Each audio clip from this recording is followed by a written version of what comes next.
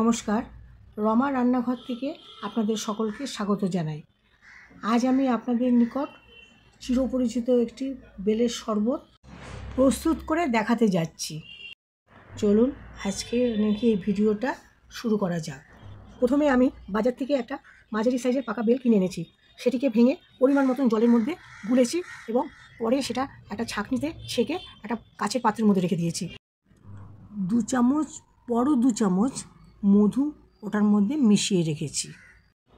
এই কাচের পাত্রটি আমি কিছুক্ষণের জন্যে ফ্রিজের মধ্যে রেখেছিলাম এই কারণে যে আমি কোনো শরবতের মধ্যে আলগা কোনো বরফের টুকরো দেই না, তাতে স্বাদ নষ্ট হয়ে যায়।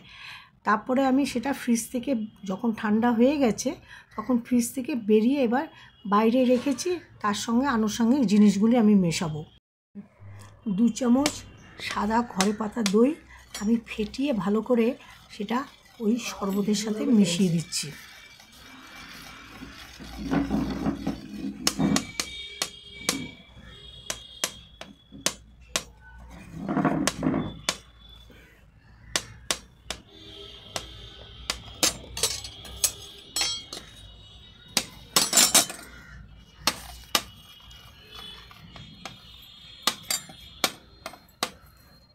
এবার এটাকে ভালো করে নাড়াচাড়া করে নিচ্ছি।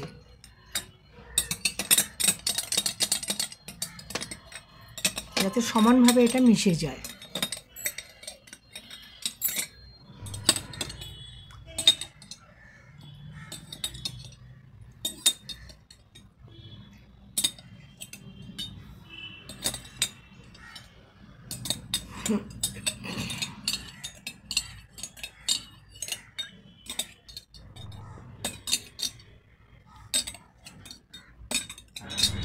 এবার 1 চামচ বিট নুন আমি দিচ্ছি। 1 চামচ গোলমরিচ দিচ্ছি।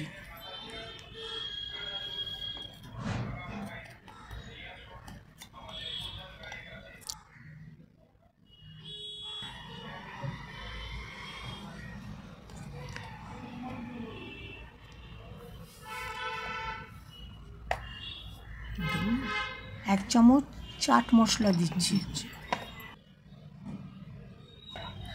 ছোট্ট 1 চামচ দারচিনি গুঁড়ো দিচ্ছি।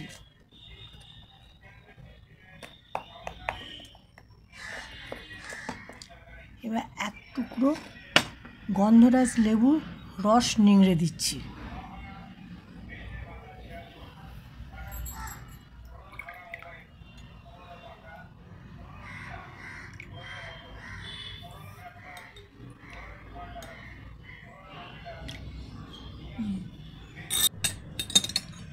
এবার এটাকে সমান করে নেড়ে দিচ্ছি।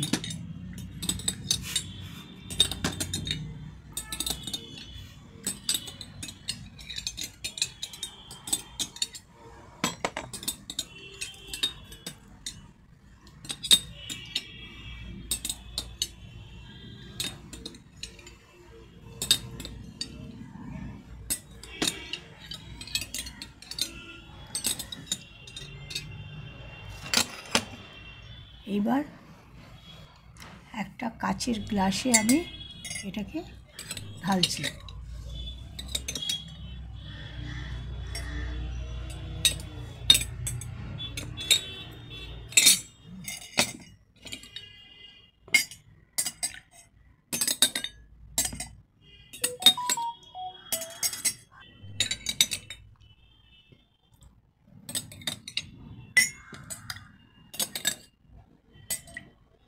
এবার আমি গ্লাসের ওপর কাজু কিশমিশ ছড়িয়ে দিলাম।